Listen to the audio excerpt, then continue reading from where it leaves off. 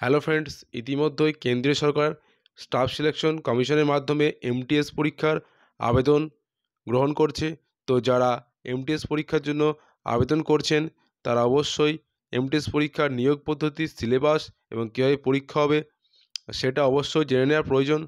তো আজকে এই সব বিষয় নিয়ে আলোচনা হবে। তো চ্যানেলে যারা প্রথম, অবশ্যই চ্যানেলটিকে সাবস্ক্রাইব করে রাখুন। তো আমরা সরাসরি চলে যাচ্ছি ভিডিওতে। তো এটি কেন্দ্রীয় সরকারের স্টাফ সিলেকশন কমিশন দ্বারা প্রকাশিত অফিসিয়াল ওয়েবসাইট থেকে যে সিলেবাস, সেই সিলেবাসটি প্রকাশ করা হয়েছিল ইংরাজি ভাষায়। তা আপনাদের সুবিধার্থে আমরা সিলেবাসটি বাংলায় অনুবাদ করে আলোচনা করছি। তো নিয়োগ পদ্ধতি, কম্পিউটার ভিত্তিক পরীক্ষা হবে এবং শারীরিক দক্ষমতার পরীক্ষা শুধুমাত্র হাবিলদার পদের জন্যই। তো পরীক্ষা হবে কম্পিউটার ভিত্তিক পরীক্ষা, শারীরিক দক্ষতার পরীক্ষা শুধুমাত্র হাবিলদার পদের জন্যই। কম্পিউটার ভিত্তিক পরীক্ষায় কী কী থাকছে? তো সেশন 1 এবং 2 দুটো বিষয়ে পরীক্ষা, দুটো পার্টে পরীক্ষা হবে। তো সেশন 1-এ থাকছে 20 নম্বরের 20টি প্রশ্ন। সেশন 1-এ থাকছে 20টি প্রশ্ন। সেশন 1-এ 20টি প্রশ্ন থাকছে, তার নাম্বার হলো 60। এবং রিজনিং অ্যাবিলিটি অ্যান্ড প্রবলেম সলভিংয়ে থাকছে 20টি প্রশ্ন, সেখানে থাকছে 60টি নম্বর। তো 20 40টি প্রশ্ন সংখ্যা হবে প্রথম সেশনে এবং নাম্বার থাকবে 120টি। প্রশ্ন 40 এবং নাম্বার 120, 45 মিনিট সময় থাকছে। আর সেকেন্ড পার্টে থাকছে general awareness, English language and comprehension. General awareness থাকছে 25টি প্রশ্ন, ইংলিশ ল্যাঙ্গুয়েজ অ্যান্ড কম্প্রিহেনশন থাকছে 25টি প্রশ্ন। তো 25 মোট 50টি প্রশ্ন এখানে থাকছে। তো এই 50টি প্রশ্নের নম্বর হলো 150, 75 প্লাস 75, 150। তো 150 plus 120, 150 plus 120, total 270, total mark 270। এই হলো তোমার পরীক্ষা। এইবার আমরা চলে আসছি পরীক্ষাটি কীরকম ধরনের প্রশ্ন হবে। তো পরীক্ষাটি হবে এমসিকিউ টাইপের। পরীক্ষাটি দুটি সেশনে বিভক্ত হবে, সেশন 1 এবং সেশন 2। তো সেশন 1-এ কী আছে? নেগেটিভ মার্কিং নেই। সেশন 2-তে কিন্তু নেগেটিভ মার্কিং আছে। প্রত্যেকটি ভুল উত্তরের জন্য 1 নম্বর কাটা হবে।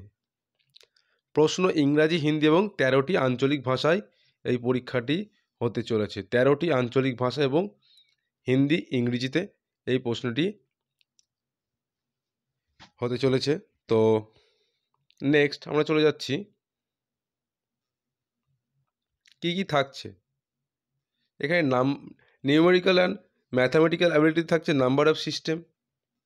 কী থাকছে? নাম্বার অফ সিস্টেম, লসাগু গসাগু থাকছে, দশমিক ভগ্নাংশ থাকছে, আরও থাকছে একক সম্পর্ক থাকছে, শতকরা থাকছে, অনুপাত সমানুপাত থাকছে, সময় কার্য থাকছে,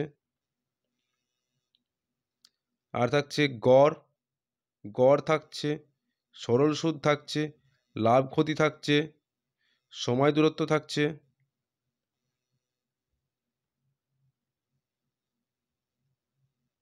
বর্গমূল থাকছে এবং গ্রাফিক্স অ্যান্ড ডেটা। এই হলো নিউমেরিক্যাল অ্যান্ড ম্যাথামেটিক্যাল অ্যাবিলিটির প্রশ্ন। এই সব বিষয় থেকে প্রশ্ন হবে নিউমেরিক্যাল অ্যান্ড ম্যাথামেটিক্যাল অ্যাবিলিটিতে। এরপর রিজনিং অ্যাবিলিটিতে কী থাকছে? রিজনিং অ্যাবিলিটি থাকছে সংখ্যা ও শ্রেণী থাকছে, বর্গ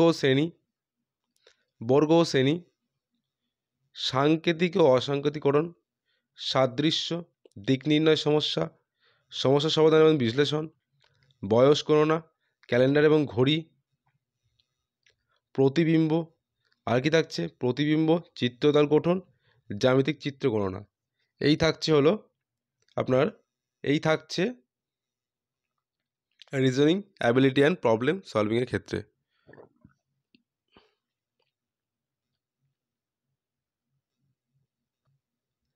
এরপর চলে আসি জেনারেল অ্যাওয়ারনেস।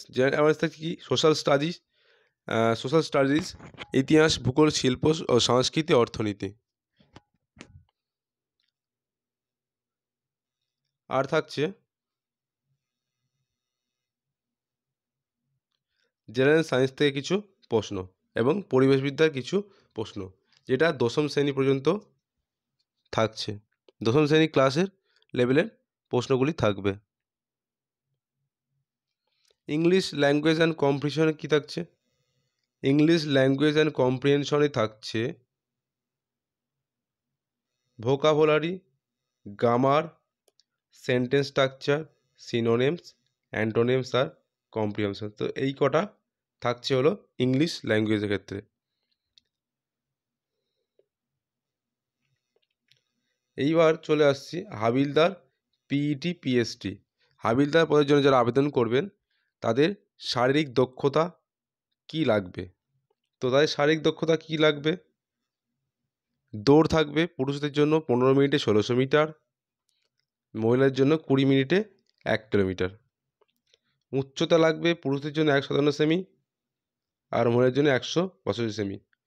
বুকের ছাতি পুরুষদের জন্য 81 থেকে 86 সেমি ফুলিয়ে, আর